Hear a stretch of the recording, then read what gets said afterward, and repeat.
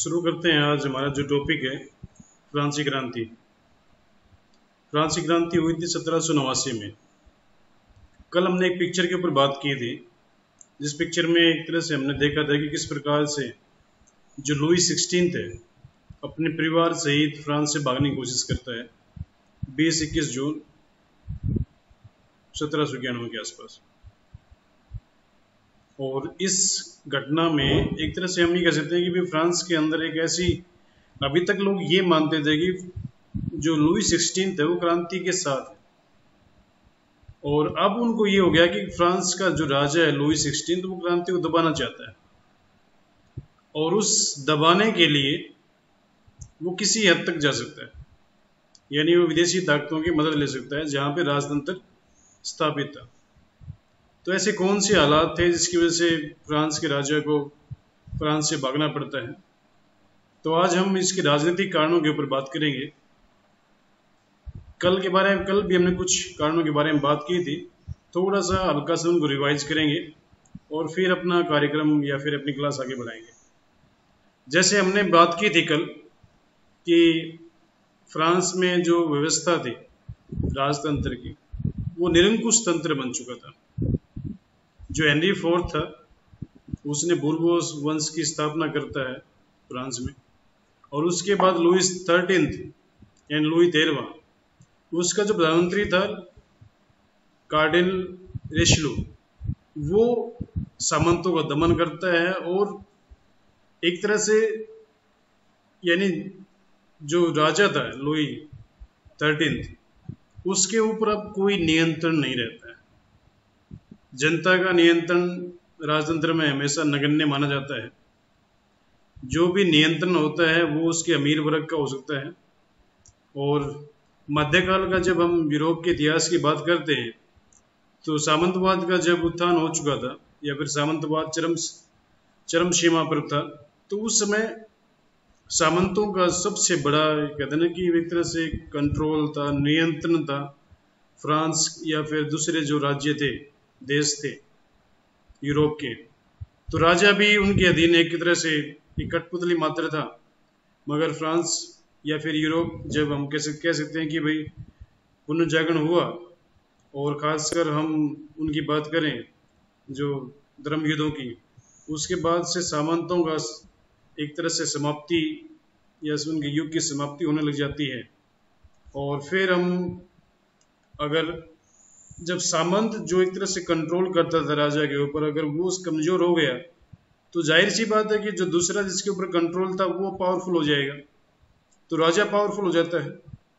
और उसके बाद वो कहते हैं कि निरंकुश तंत्र का जो गोल्डन एज था वो हम लुई 14 को मानते हैं, जो कहता है कि मैं ही राजा हूं और मेरे शब्द ही कानून हैं।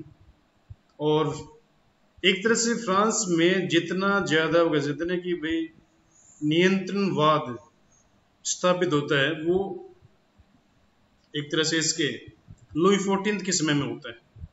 और लुई 15 और 16 ये दोनों उतने योग्य नहीं थे जितना इनको होना चाहिए था एक तरह से। और लुई 16 तो ये कहता है कि भाई मेरी इच्छा है इसलिए कानून बनना चाहिए, यानी जनता की इच्छा की कोई तवज्जो नहीं थी। और लुई 15 भी जब वो बात करते हैं तो जैसे हम कल भी बात कर रहे थे, वो कहता है कि मेरे मरने के बाद फिर क्या होगा। तो उसको दिखता था कि मतलब जो क्रांति होनी है या फिर जो हालात हैं वो अब राजा के नियंत्रण में नहीं है।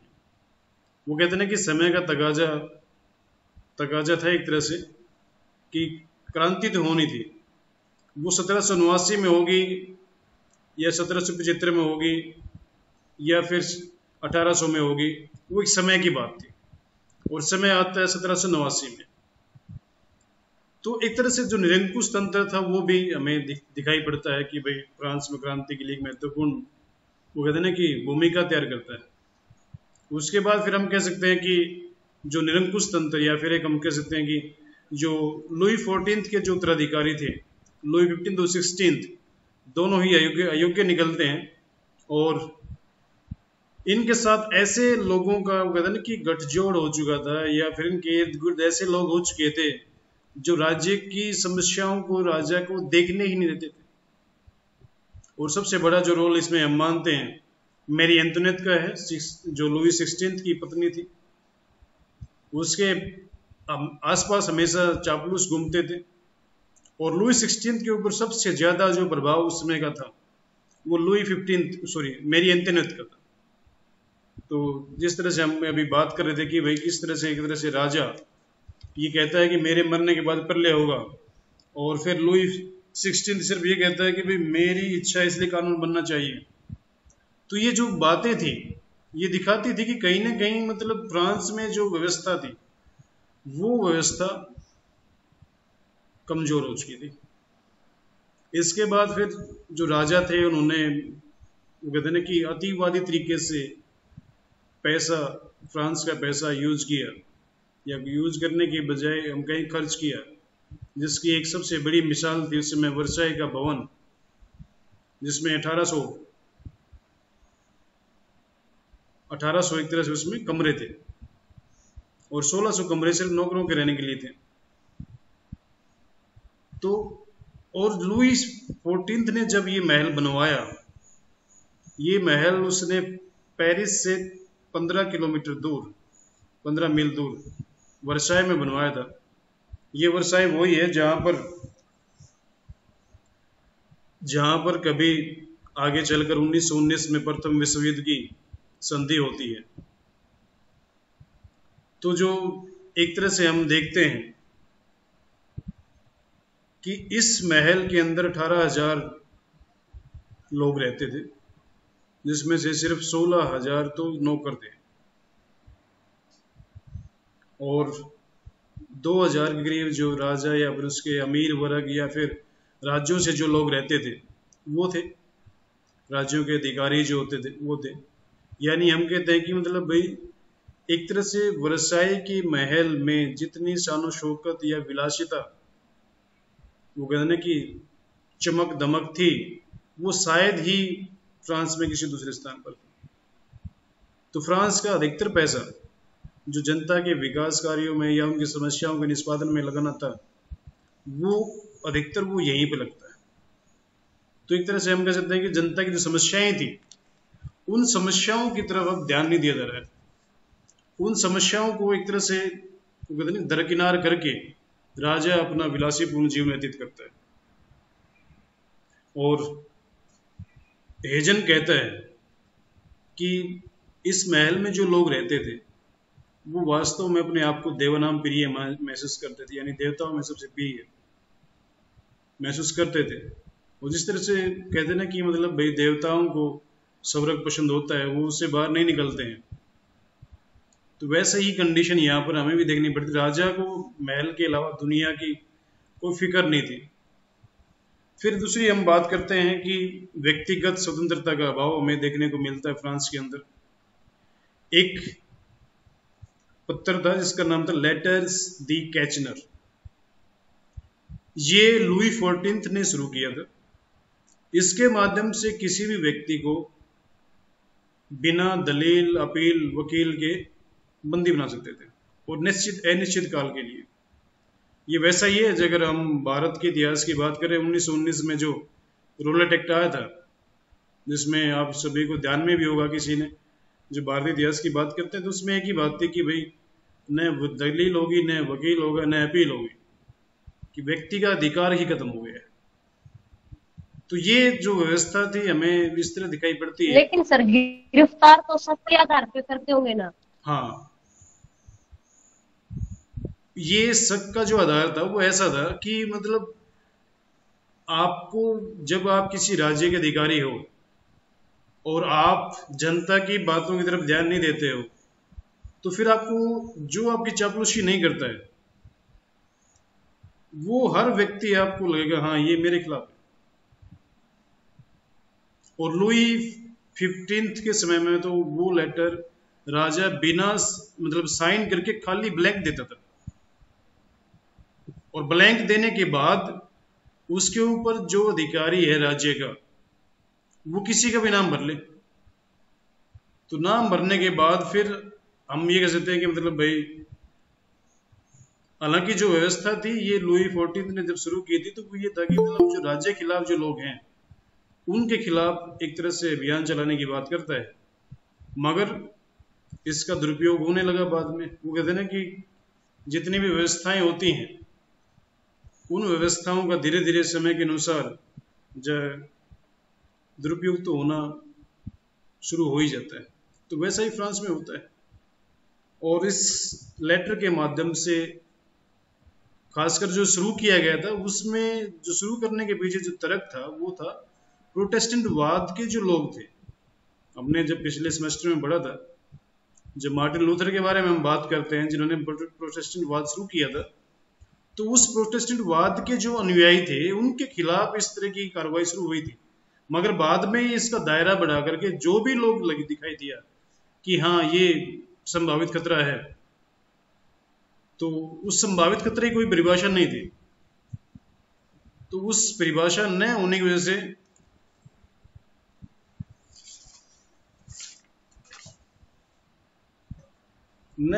से तो इस लेटर का सबसे अधिक दुरुपयोग होने लग जाता है।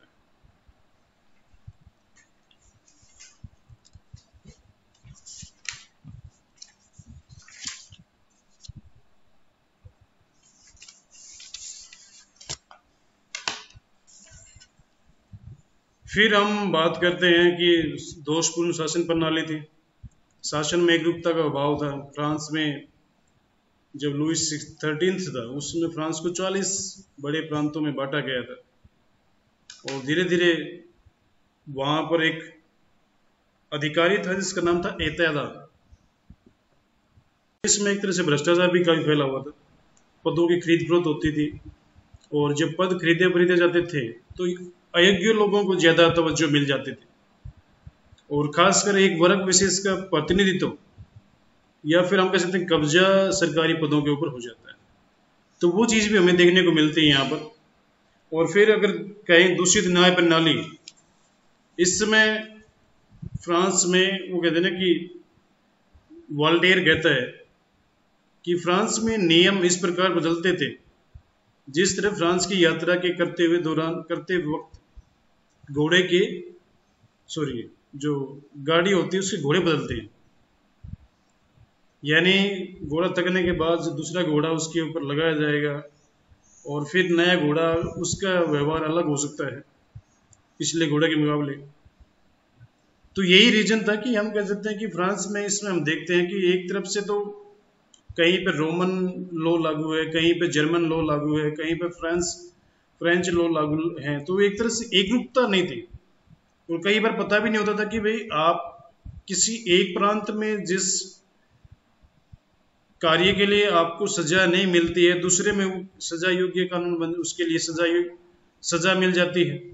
तो ये चीज भी हमें देखने मिलती है। यानी एक तरह से हम ये कह सकते हैं कि भाई बहुत सारे ऐसे नियम थे जिनकी वजह से हम कहते हैं कि मतलब फ्रांस में इतनी व्यवस्थाएं खराब हो जाती हैं कि जिसकी वजह से वो कहते हैं ना कि मतलब भाई व्यक्तियों को ये पता ही नहीं था कि मतलब किस नियम के लिए उनको जेल में जाना पड़ सकता है। और फिर हम बात करते हैं प्रतिनिधि संस्था का अभाव। प्रतिनिधि संस्था के बारे में अगर हम बात करें तो स्टेट्स जनरल एक संस्था थी फ्रांस में, जिसमें 3 वर्गों का प्रतिनिधित्व था। फ्रांस में उसमें 3 वर्ग थे। पहला था कुलीन वर्ग, दूसरा था पादरी वर्ग, और तीसरा सामान्य जनता। और जब कभी भी कोई नया कानून लागू होना था, तो वो पहले ये जो स्टेट्स जनरल होता था उसकी मान्यता या फिर उसके द्वारा पास होने के बाद लागू होगा। जैसे आज हम देखते हैं ना कि भारत के हिसाब से अगर हम बात करें, भारत की पार्लियामेंट यानी कि लोकसभा और राज्यसभा ये कानून पास करती हैं, फिर राष्ट्रपति इसके ऊपर साइन करता है, तब वो जा करके एक तरह से नियम या कानून बनता है।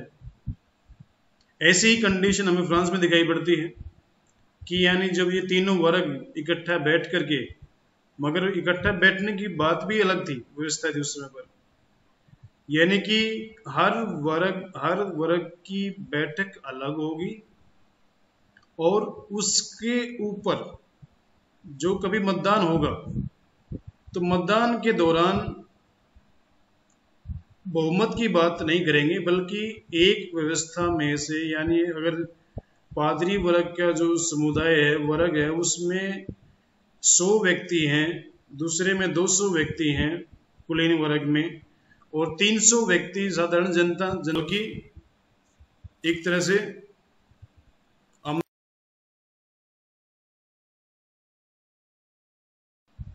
यानी सैनिक स्वशासन का अभाव में देखने को मिलता है यहाँ पर। यानी स्थानीय जो संस्थाएं थी, स्थानीय जो शासन था, जिसको हम कहते हैं, जैसे अपने यहाँ पर हम कहते हैं कि ग्रामीण व्यवस्थाएं, ग्राम पंचायत और नगर पालिकाएं, अगर भारत की हम बात करते हैं तो स्थानीय स्वशासन की जो धारणा थी फ्रांस में, वो नगण्य थी। जब उनका केंद्रीय प्रशासन ही उनकी सहायता नहीं कर पा रहा था, तो स्थानीय प्रशासन में तो समस्याएं थी और ज्यादा थी। तो वो भी एक तरह से हमें दिखता है कि मतलब भाई जनता का कहते कि प्रतिनिधित्व कहीं पे होता ही नहीं था। तो एक तरह से हम कह सकते हैं कि भाई वास्तव में जो लाल फीताशाही थी, जिसे हम रेड टेपिज्म कहते हैं, रेड टेपिज्म का अर्थ होता है कि जो प्रशासन होता है उसके पास सब सर्वाधिक पावर्स होती है। तो वो व्यवस्था यहाँ पर फ्रांस में थी। तो उसमें हम कह सकते हैं कि भाई हम अगर बात करें तो फ्रांस में जो सबसे बड़ी समस्या हमें इसमें दिखाई पड़ती है वो यही थी कि व्यक्तिगत स्वतंत्रता की, व्यक्तिगत राजनीतिक स्वतंत्रता की भी यहाँ पर हमें बहुत ज्यादा एक तरह से जिसकी वजह से कमी दिखाई पड़ती है, जिसकी वजह से लोग राजतंत्र से दुखी हो जाते हैं। अब कुछ सामाजिक कारणों के ऊपर बात करेंगे हम कि ऐसे कौन कौन से सामाजिक कारण थे जिसकी वजह से हम देखें कि भाई फ्रांस की जो व्यवस्था थी वो कह सकते हैं कि भाई एक ऐसी व्यवस्था बन जाती है जहां पर हम कहते हैं कि फ्रांस में सामाजिक स्तर पर भी लोग दुखी हो जाते हैं। तो 3 वर्ग थे जिसकी हमने बात की अभी। प्रथम वर्ग यानी पादरी वर्ग, और पादरी वर्ग में भी 2 वर्ग थे। एक कुलीन वर्ग के पादरी जिनका हर प्रकार से सम्मान होता था, दूसरे सामान्य जनता में से जो लोग पादरी बनते थे, यानी वो पादरी जो गांवों में, छोटे शहरों में रहते थे, वहाँ के गिरजाघरों में जो धार्मिक रस्में पूरी करते थे। और जब कभी भी इनकी पादरी वर्ग की सामान्य कोई कॉन्फ्रेंस होती या फिर कोई समारोह होता, तो उच्च वर्ग के जो पादरी होते थे वो निम्न वर्ग के पादरियों के साथ अनटचेबिलिटी जैसा व्यवहार करते थे, यानी उनको सम्मान नहीं देते थे। और वो कहते थे कि सामान्य जनता के बीच से जो पादरी गए वो कहते थे कि जो काम आप करते हो वही तो काम हम भी करते हैं, यानी ईश्वर की सेवा करने का जो भाव है वही आप करते हो वही हम करते हैं। तो मगर उसके बावजूद भी उन्हें वो कहते ना कि असम्मान का दंश झेलना पड़ता था। दूसरा वर्ग था कुलीन वर्ग, जिसके बारे में कह सकते हैं कि भाई वो सबसे अधिक सुविधाप्रस्त या फिर विशेषाधिकार वर्ग से संपन्न वर्ग था एक तरह से, जिसके पास राजा की नजदीकियां थी। और राजा की नजदीकियां होने के साथ साथ जो सबसे बड़ा उसके पास जो हम कह सकते हैं ना कि वो क्या बोलते हैं उसको, फायदा उसको मिलता है कि वो अपनी बात को राजा से आसानी से मनवा लेता था। और तीसरा वर्ग था सामान्य जनता, जिसको कहते हैं विशेषाधिकार विहीन वर्ग, यानी वो वर्ग जो कभी भी किसी प्रकार का उसको अधिकार मिलता ही नहीं था। विशेष की तो बात अलग ही है, जितने भी टैक्स थे सारे उसको झेलने पड़ते थे। और धार्मिक दृष्टि से अगर देखा जाए तो जो कैथोलिक मत था उसका प्रभाव ज्यादा था। प्रोटेस्टेंट जो लोग थे उनका हमेशा यहाँ पर एक तरह से कहते हैं कि क्योंकि जब हम सबसे ज्यादा देखते हैं कि फ्रांस में सबसे ज्यादा प्रोटेस्टेंट वादियों के ऊपर अत्याचार होते हैं, क्योंकि फ्रांस में उस समय सबसे ज्यादा कैथोलिक जो मत था वो सबसे ज्यादा लोकप्रिय था। वो लोकप्रिय भी इसलिए था ना कि क्योंकि राजतंत्र में पादरी वर्ग यानी उच्च वर्ग के जो पादरी थे उनकी सुनी जाती थी और कुलीन वर्ग की सुनी जाती थी। सामान्य जनता के लोग ही प्रोटेस्टेंट बनते हैं, क्योंकि जो लोग धर्म के द्वारा सताए गए हैं वही लोग तो अपना धर्म परिवर्तन करेंगे। और उच्च वर्ग के लोग जिन्होंने धर्म के द्वारा संरक्षण मिलता है, तो वो फिर से अपना धर्म परिवर्तन थोड़ा करेंगे। तो प्रोटेस्टेंटवादी यानी आम जनता के ऊपर बहुत सारे अत्याचार हमें देखने को मिलते हैं। और इसके बाद फिर अगर हम बात करें यानी कुलीन वर्ग की भी, तो कुलीन वर्ग में भी कुछ, तीसरा जो वर्ग था वो था किसान वर्ग। किसान वर्ग वो था जिसके ऊपर सारे फ्रांस का भार था, सबसे ज्यादा टैक्स देने वाले लोग यही थे। इन्हें सरकारी टैक्स भी देना होता था, इन्हें चर्च के नाम का भी टैक्स देना होता था, इन्हें नमक कर भी देना होता था, किसानों को सड़क कर भी देना होता था। और एक जो अंदाजा उस समय लगाया गया था, वो अंदाजा ये था कि फ्रांस में जो किसान था उसको अपनी कमाई का सिर्फ उसके पास 20% ही बचता था, 80% वो टैक्सों में या फिर दूसरे माध्यम से उसके पास से चला जाता था। और एक फ्रांस में साधारण सामान्य कहावत थी, पादरी प्रार्थना करते हैं, कुलीन युद्ध करते हैं और साधारण लोग टैक्स देते हैं। और करों के अलावा उन्हें फिर एक कहते हैं कि बेगारी भी करनी पड़ती थी अपने जमींदार के यहाँ पे, जागीरदार के यहाँ पे, जिसका उन्हें कोई वेतन या फिर कुछ नहीं मिलता था। तो इस तरह से अगर हम देखें तो फ्रांस में खासकर 1785 से लेकर 1789 के बीच में महंगाई भी बहुत ज्यादा बढ़ जाती है। और लियो गर्साई लिखते हैं कि किसान इतने दुखी हो चुके थे कि वे स्वयं को एक क्रांतिकारी तत्व के रूप में परिणित मानने लग गए थे। उन्हें क्रांति करने के लिए मात्र एक संकेत की आवश्यकता थी और उन्हीं की प्रमुख भूमिका ने 1789 की क्रांति को सफल बनाया। तो इस तरह हम कह सकते हैं कि फ्रांस का जो समाज था वो शोषण के ऊपर आधारित था, असमानता दिखती है उसमें, असम्मान की भावना दिखती है उसमें। और यही रीजन थे कि जिसने हम कह सकते हैं कि फ्रांस में एक तरह से क्रांति की संकनाद किया। तो आज हमने एक तरह से राजनीतिक और सामाजिक कारणों के ऊपर चर्चा की। इसमें कोई ऐसी बात हो जो आपको समझ में नहीं आई हो तो उसके ऊपर हम कुछ डिस्कस कर लेते हैं। बताओ भाई, समझ में आया या नहीं आया?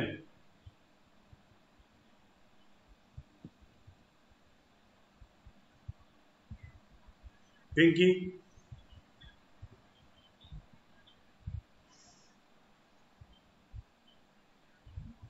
आ गया सर समझ में।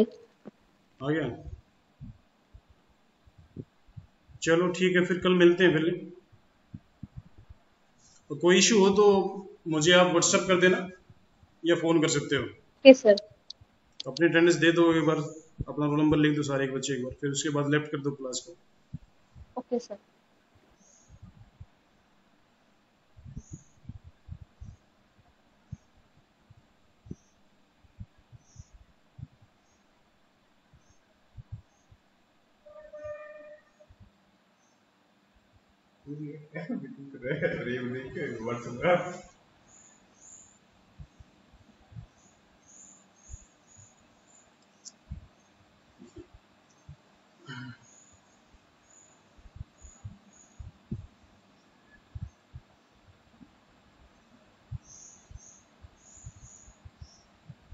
चलो ठीक है जिनेंद्र।